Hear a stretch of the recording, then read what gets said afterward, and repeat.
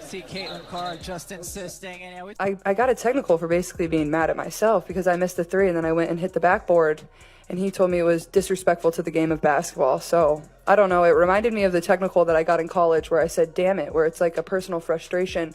Had nothing to do with my team, had nothing to do with their reffing, had nothing to do with other team. It was just because I'm a competitor and I felt like I should have been making more shots. So, but I think he fired me up to continue to play a lot harder. The new season barely started. Yet, the internet is already arguing harder than the players on the court. Every small bump suddenly turns into dramatic falls, continuous whistles, and scandal that, for some reason, consistently target the same celebrity.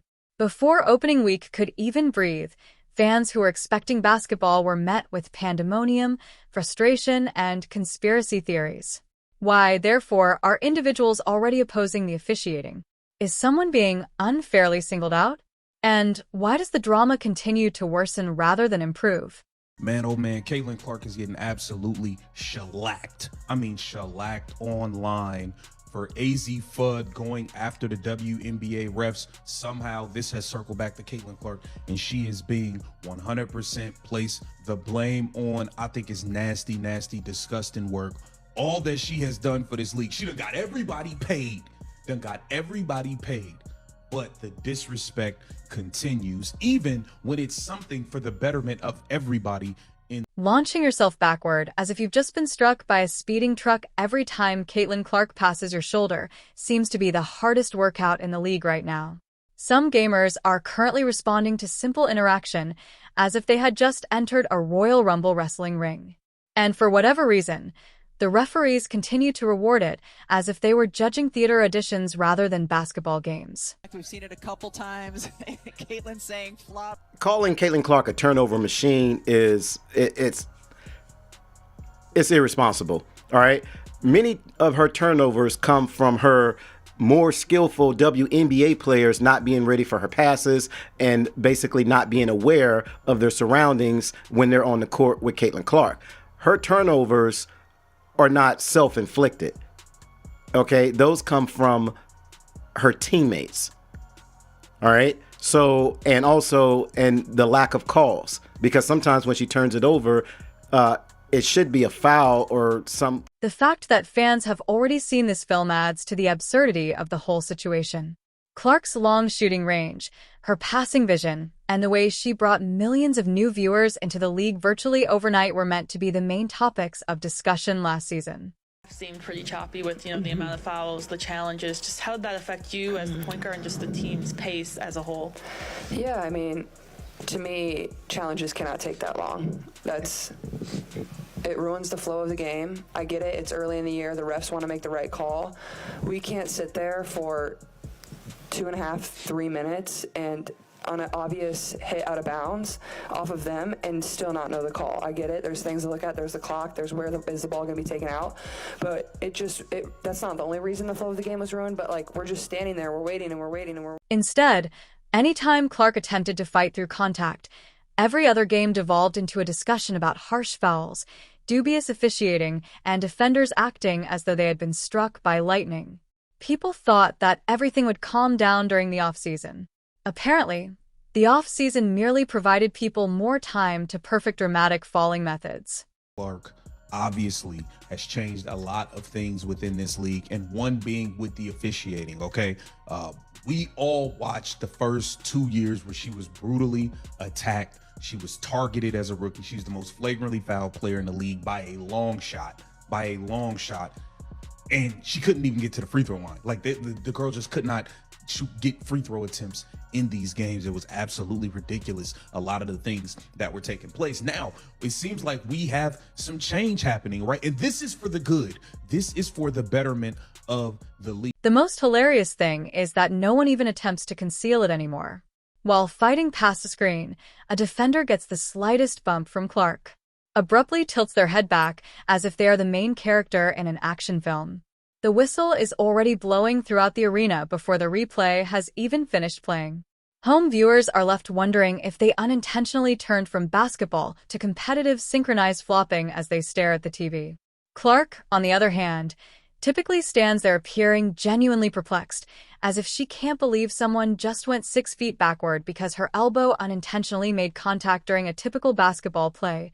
To be honest, slow motion has become the largest unintentional comic in the league, and sometimes the replays make it much worse. Viewers learn that the enormous crash was essentially the same as someone being nudged while grabbing for cereal at the grocery store as the camera pans in, expecting evidence of forceful contact. The quiet calls are not the only issue. There have always been occasional soft whistles in basketball. The pattern that supporters believe they are seeing is the more significant problem.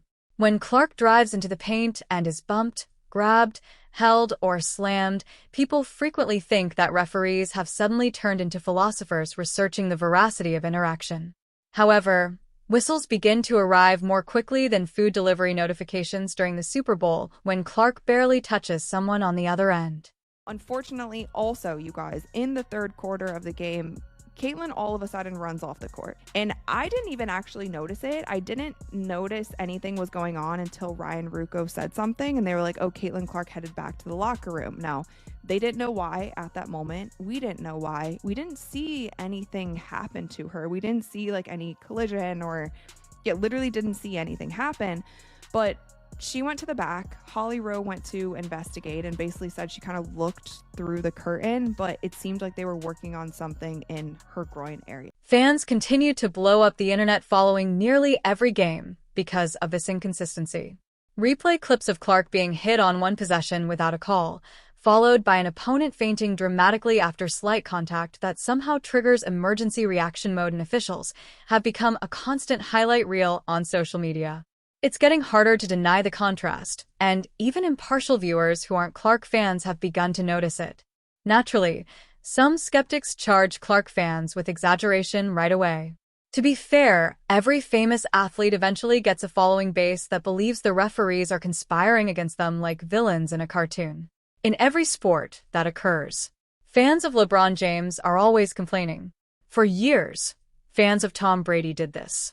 Referee theories are arguably the foundation of entire religions among soccer fans. However, the Clark issue feels different because the league has unintentionally placed an enormous microscope around each and every one of her interactions.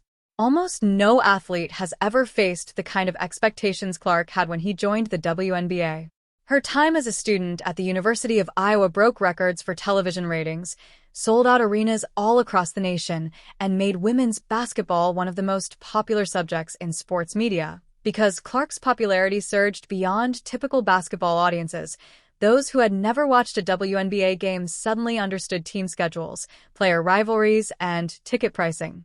Organization, the front office, have not fully bought in on having a star like Caitlin Clark. Okay. What I mean by that is they haven't actually designed an offense or a team around Caitlin Clark. They haven't designed a winning team around Caitlin Clark. They want it's like Me Too thing. It's like they can't have one person shining, receiving all the light, deservedly so. Everybody has to have equal shine. Tension would undoubtedly result from that degree of focus. Veteran players worked for years to establish the league, enduring seasons with far less financial and media attention, only to watch one youngster emerge as the center of almost every American sports controversy. Resentment was always going to be present, whether or not individuals acknowledge it. That's how sports history operates. It is rare for older celebrities to take pleasure in seeing newcomers emerge with Hollywood-level attention before establishing themselves as professionals. However, every contentious complaint now contributes to the broader narrative that, depending on who you ask, Clark is either unfairly targeted or unfairly protected, making the officiating issue its own monster. In some way, both parties think they are the victims. However, online sports disputes are more about emotional warfare than reasoning, so good luck persuading the internet of that. Modern basketball already has a reputation issue with excessive contact, so the flopping accusations only make matters worse. The NBA has been attempting for years to take action against players who launch themselves backward in response to small touches, whip their heads violently, or fall to the ground as if someone had removed their batteries because no one wants to witness adult sportsmen transform everyday physical contact into Shakespearean tragedy performances. Fans are always complaining about it. Looks like real changes might finally be coming to this league. Let me find out the WNBA is about to start actually being a professional league. This is crazy, but this is good news, okay?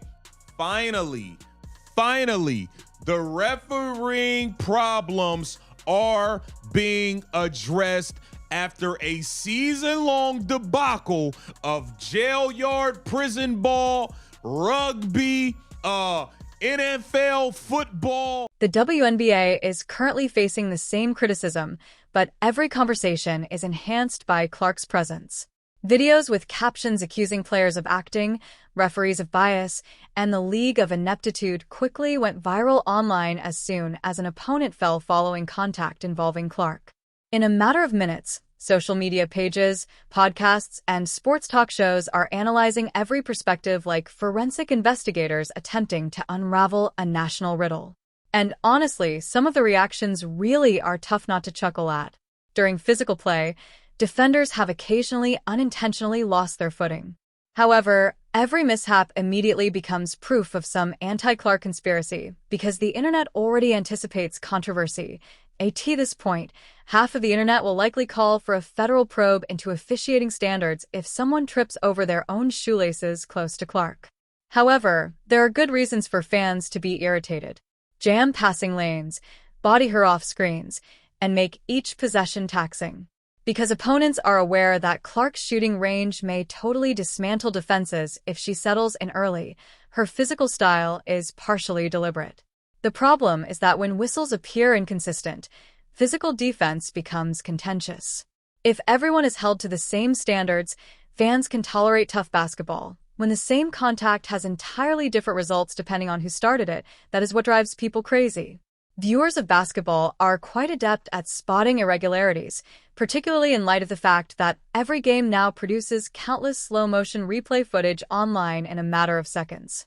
I don't see where Stephanie White screwed this game up. They scored 104 points. Everybody got off. Caitlin, obviously there's some injury going on or something. She got off, and the reason she didn't get off more wasn't the coach. You got to understand, when Caitlin hit those 2 threes in the third quarter, her teammates didn't make any attempt to heat check her, get her, and they don't know how to play with a superstar. That's not the coach's fault at this point. The players on the court have a lot of autonomy. I see that. The fact that Clark's method inherently produces chaotic moments is another reason the drama continues getting more intense. She plays quickly, launches forceful attacks, and consistently accelerates during transitions. Because defenders are constantly rushing to regain position, players with that kind of pace typically draw more contact. Controversy is practically inevitable when you combine speed, physical defense, passionate rivalries, and constant media attention. The league most likely never anticipated the entertainment component. Whether you like her or not, Clark creates a level of conversation that the WNBA has seldom seen. Arenas fill up, discussion shows abruptly devote entire portions to women's basketball, and television numbers soar. Celebrities, former athletes, and even politicians begin to comment online. The league sought widespread exposure, and now it has enough drama to keep 24-hour sports networks going for months. Amazing performances are often given by opposing stars. However, social media often lowers everything to rerun arguments and whistle debates. That's where long-standing fans' displeasure makes sense. Instead of constant debate, many WNBA fans would prefer that the discussion focus on skill, strategy, and athletic development. Instead then debating whether someone exaggerated contact after being bumped close to half court, they want spectators to talk about defensive strategies. Regretfully, online outrage spreads more quickly than a well-executed offensive. Between the Indiana Fever and the Dallas Wings, that's the biggest takeaway. Just a really good game. 2 really good teams, I think, going forward. Dallas looks good. They are so much improved. They've got so much firepower across the board. But I think the first concern for everybody after the game is because of the way last season went, Caitlin Clark's health. watching from Gainbridge, she made a few trips back to the locker room, and I didn't see what happened on the broadcast or what was talked about on the broadcast until I was tipped off as to what was said on the coverage there, and the speculation whether it could be groin or hip flexor or something like that. The Indiana Fever versus Dallas Wings opener was exciting. The most important lesson is that simply a fantastic game. I believe there will be two excellent teams in the future. Dallas has a nice appearance. They have much improved. They have an enormous amount of firepower overall.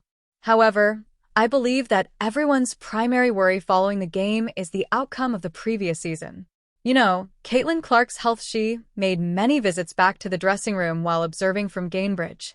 And until I was informed about the coverage there and the conjecture that it might be a hip flexor, groin, or anything similar, I was unaware of what transpired or was discussed on the broadcast.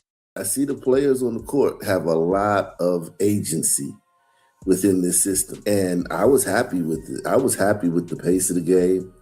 I was happy with a lot, man. I was happy with Kelsey. I didn't think Kelsey, late in that game when she started taking a lot of shots, I wasn't mad at her. I was happy that she took those shots because she's open. They're on the very last play,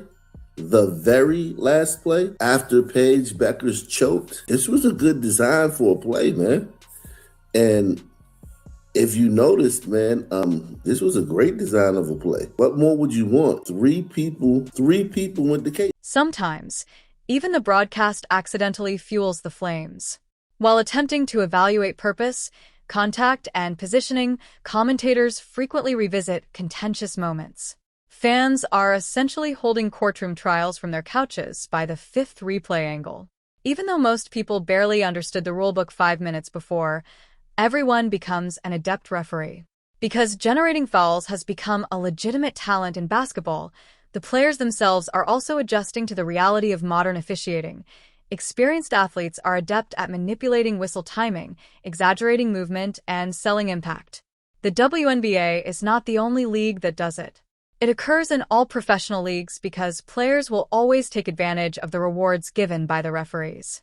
Defenders will undoubtedly continue to use exaggerated reactions until officials stop rewarding them if they are aware that doing so results in whistles against Clark. In the end, officiating consistency bears the true burden. The ridiculous pressure that Clark's games now carry presents a challenge for referees.